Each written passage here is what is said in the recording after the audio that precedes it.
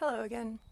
A couple videos ago, I mentioned that I noticed the onions I had harvested last year sprouted new leaves, and I learned that you can split those onions and replant them, which will develop into new onions.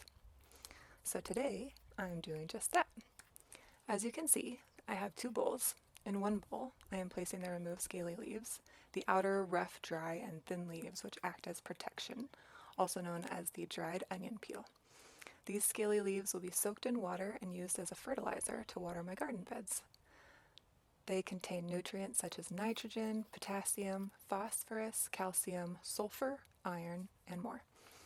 The onion peels also have a strong smell, which can act as a pest repellent for some insects. I was so excited to try this out that I forgot to video my process of making the fertilizer. But basically, I put the onion peels in a glass measuring bowl and filled it with water, about a liter. I then let it sit for at least 24 hours. After that, I scooped out the onion peels, which I placed in my compost, and used the water, which was now a similar color to the onion peels, to water the plants in my garden beds. As for the other bowl, I am placing the removed fleshy leaves of the onion. This will all be added to my compost, which will eventually be added to my garden beds, most likely next year, which will help add more nutrients to my soil.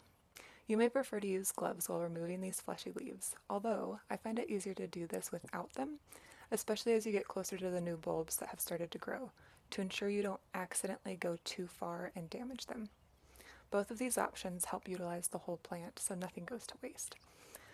During this process, I am also checking for any signs of mold. I noticed that sometimes it looked as though there was some mold on the outer layers of the onion, but the innermost parts, the new bulbs, did not have any signs. Those ones I believe are still safe to plant. Be sure to check the roots for mold as well. I'm still doing research on planting moldy onions in your garden, so for now I felt most comfortable putting them in my compost so they didn't go to waste.